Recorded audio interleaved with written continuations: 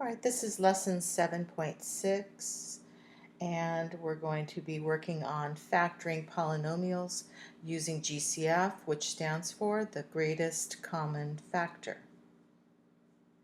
There are three main ideas in this section, and the first one is the idea of factoring, which means that you write a polynomial as a product of its factors. And the second idea is that we determine the greatest common factor of all the terms. So it's not just, if we had three terms, we don't just look at two of the terms and figure out the greatest common factor. We need to look at all three, or however many terms there are in the polynomial. The third main idea is that we use the distributive property to write the polynomial as a product.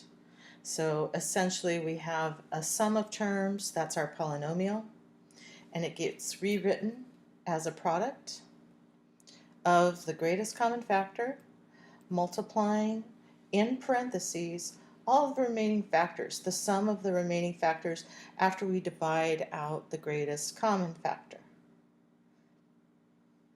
Just to recap, we discussed this in the previous section, so I'm just going to flip over to that section. And if you recall, I wrote a polynomial in standard form, and then I wrote it in its factored form.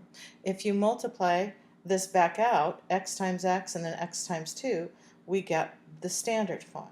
So our goal is to get it into this factored form, and that's what we're going to work on. All right, so we're going to begin with a couple of examples. I'm going to zoom in a little bit here. All right, we're going to factor this polynomial 2x squared plus 18. And when I look at the two terms, I notice the number 2 and the number 18 are both even numbers, so that means I can divide each of those by 2. But I'm going to take you through the process of understanding how to figure out the greatest common factor when it's more complicated. So let's start with, I'm just going to list out the two terms. I have 2x squared and 18. And I'm going to expand this. I'm going to do a prime factorization of 2x squared. It's essentially the factor 2 times two factors of x times x. All right, so there's the prime factorization for 2x squared. And now 18 I know is 2 times 9, and 9 can be broken down into 3 times 3. All right, so when I look at this list, this prime factorization list, I notice that in both lists is the number 2. So the number 2 becomes one of the factors in my greatest common factor. Then I compare the remaining factors, and there are none, so my greatest common factor stops at 2. The remaining factors, so this is essentially can be rewritten as 2 times x squared, and the second one can be written as 2 times 9. All right. So the remaining factors are the x squared and the 9, and 2 is the GCF.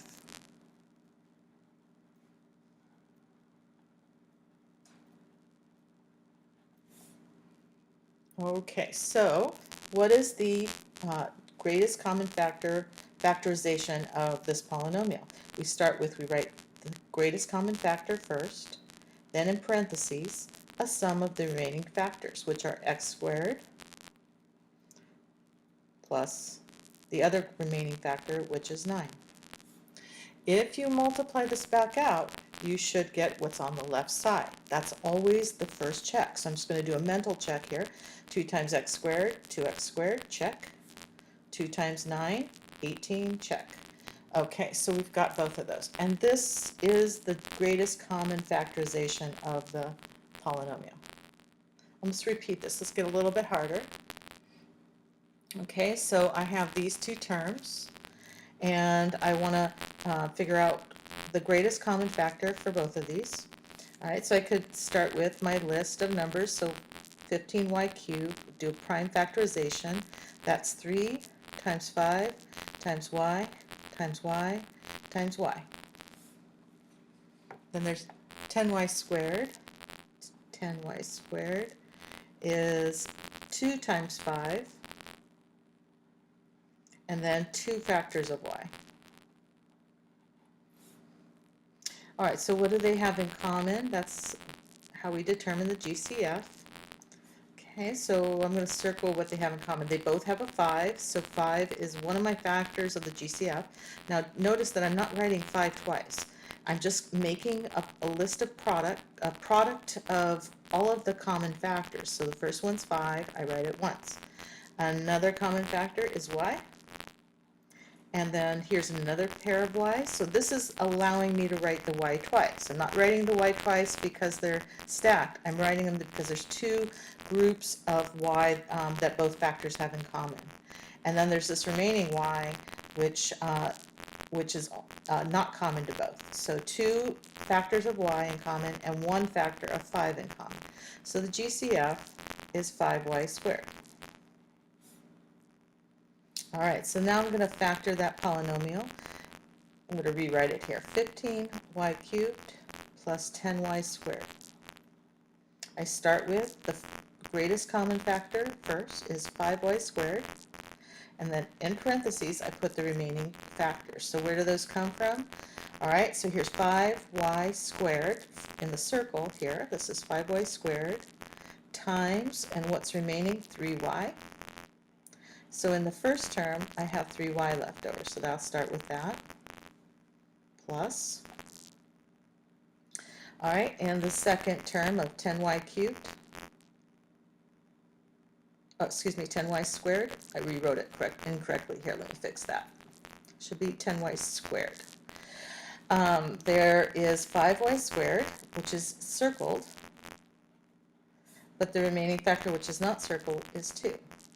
So 2 is what remains, and then I write that in the parentheses. So a sum of the remaining factors. All right, let's do a check. I'm going to multiply each term times the GCF to see if we get back the polynomial. 5y squared times 3y. That gives us the 15, and y squared times y is y cubed. All right, 10y squared. 5 times 2 is 10. With the y squared, we got it. All right, so here is the factorization. All right, so now I'm just going to do some mental math. So sometimes we step up from breaking it all down. We can look at this mentally and think through it. So I'm going to show you a different technique. I look at the terms and I think, what can I divide each of these terms by?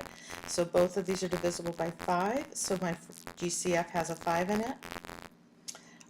Only one of the terms has the variable, so they don't have a variable in common, and so this is my GCF. All right, to know what goes inside, I simply divide by 5,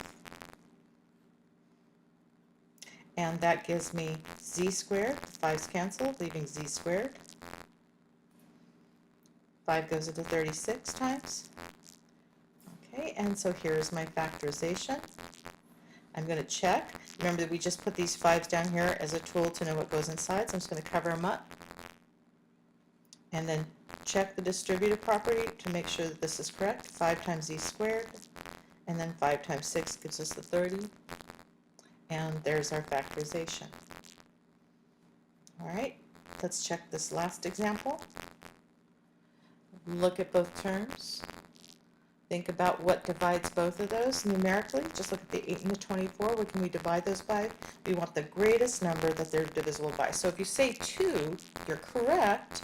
2 does divide both of those numbers, but it's not the largest number. 4 divides both of those, but it's not the largest number. What number divides both of those? That's the largest, and that would be 8. 8 divides itself, and it also divides 24. So in my greatest common factor is 8. And then I look at the y's. What do they both have in common? Again, remember that this one has 2 factors of y. This one only has 1. So when you think about what they have in common, they each have at least 1, but this one doesn't have more than that. So when I pick a variable common factor, I pick the smallest occurrence of it in any of the terms, which would be just 1. All right, so 8y is my GCF. That's the GCF. Then remember, I multiply it times the remaining factors. So let me scoot this over a little. All right, so that means I'm going to take each of these to find out what goes inside. I divide each of them by the GCF. So I divide this one by 8y. 8 over 8 is 1. Y squared over y leaves one factor of y. Okay, you can already see that this multiplies to 8y squared. Okay, and then we have a minus sign. Okay, I'm going to take the second term, divide that by 8y. All right, and reduce. The y's will cancel. 24 divided by 8 is 3. And so this is my factorization. This is the remaining terms. Let's check, do a check step. Mentally, let's multiply this back out. So 8y times y, that's 8y squared, minus sign. 8y times 3, negative, that's going to be the 24y. All right, and so this is my answer. So what I've shown you are two different ways. One where you take each term and you list them out, give a prime factorization for each, and then find what they have in common. And for each pair that they have in common, you put that factor in the GCF. What's remaining, the 3y here and the 2 here, become the two terms inside of the parentheses, the GCF out here. So that's one method. The other is a mental method where you just observe. If you're very good with your factorizations, then you would probably use this method. Just think about what divides both numerically, put that outside, and think about what divides, what variable they both have in common, always picking the smaller occurrence on the outside, and then inside are the remaining terms. So you can just divide by that GCF once you've discovered it and reduce that fraction down to get what's remaining inside. All right, so let's do one more example of those. I'm going to put an E in here, so we'll make it a little bit longer. How about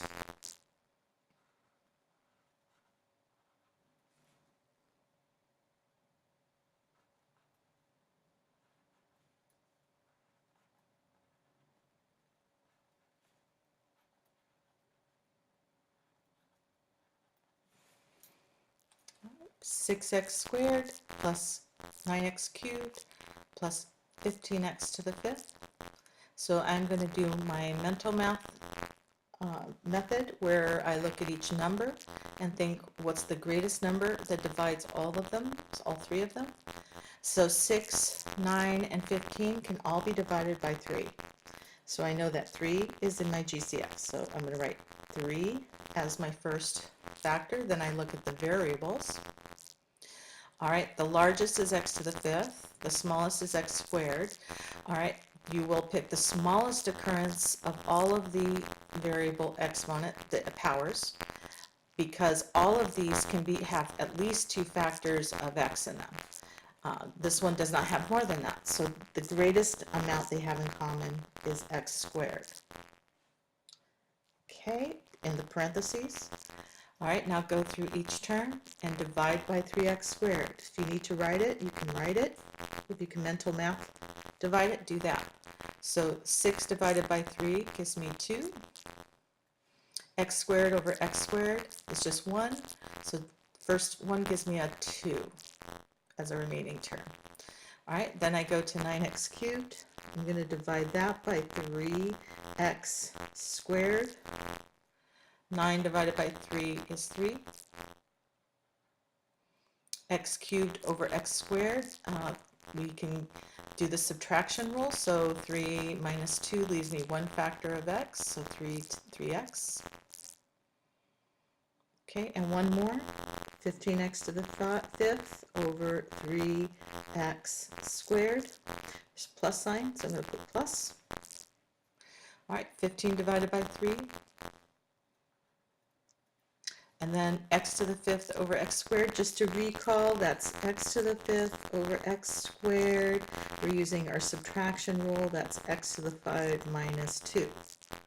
So x cubed.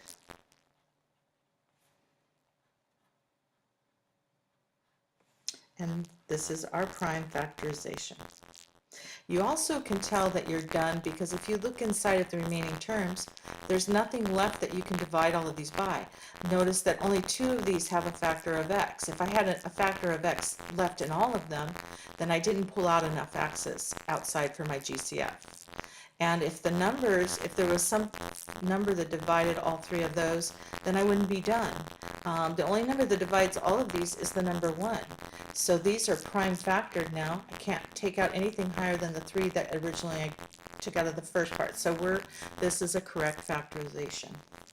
All right, let's do a little solving. So again, some review from the last section.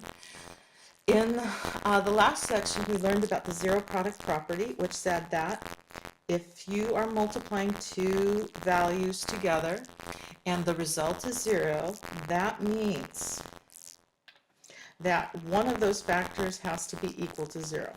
A has to be 0 or B has to be 0. That was called, do you remember what it was called? Did you think of zero product property? Let's write it. Zero product property. We're going to use that a lot when we're solving polynomial equations. Okay, so here are 2 polynomials we're going to solve. And I do notice that each of these terms has a common divisor. So I'm going to do a GCF factoring first so that I can get it into this A times B form. All right, so GCF divides 3 and 21. We have the number 3. All right, they each have x's, so I take the smallest occurrence of the x. So 3x is my GCF times. All right, if I divide the first term by 3x, so divide by 3x. 3 divided 3 is 1. X squared dividing by x leaves a factor of x on the inside. Plus sign. All right, 21x, I'm going to divide that by my GCF. 21 divided by 3 is 7. X divided by x is 1, so I don't have any more x's to put in that are remaining. All right, and I still have this equals 0, which we rewrite, so we have a full equation. All right, so here's my zero product property now. I'm multiplying 2 terms, a 3x multiplying the quantity x plus 7. So I'm going to break it up. I'm going to break it up into 2 separate equations. First one is 3x. 3 times x equals 0, or second term, x plus 7 must equal 0. And now I solve those 2 equations separately.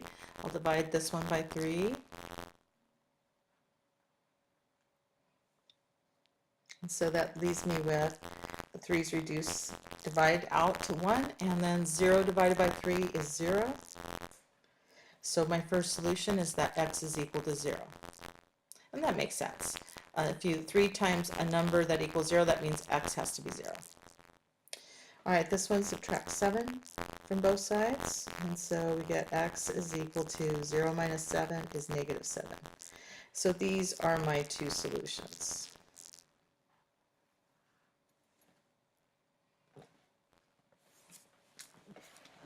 All right, let's take a look at the next one.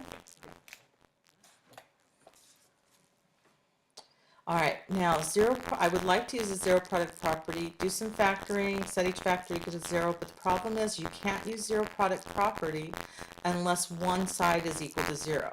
So that's what I'm going to do first. I'm going to zero out the side so that I can apply this property. You need to have 0 on one side. So I'm going to add 6h to both sides. All right, so on my equal sign, let me put that down. On the right side of the equal sign, these are opposites, so they add to 0, opposite-like terms. On the left side, I have 2 terms which are not alike because they don't match in the power of h. We have an h squared here, an h here. We can't combine them. So I'm just going to have to rewrite both of them here. So I have 4h squared plus 6h.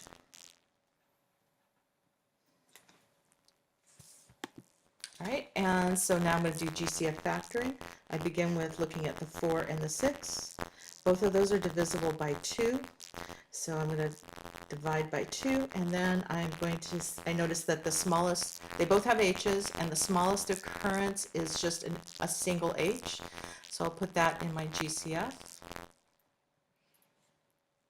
All right, the remaining terms come from dividing both of these by the GCF. So I'm going to divide by 2h. 4 divided by 2 is 2. H squared divided by h is h. Next term, there's a plus sign, so I'm copying the plus. All right, if it was a minus, I'd copy the minus. Divide 6h by 2, 2h. Again, the h's will cancel. They reduce to 1. 6 divided by 2 is 3.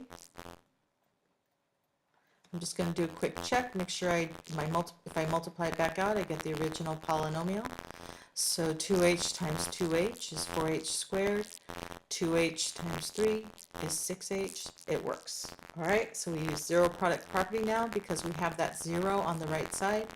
Set each factor equal to 0. So 2h equals 0, or 2h plus 3 equals 0. So the first one, because I'm multiplying a number times h to get 0, that means h has to be 0. On this one, I'll go through the 2 steps.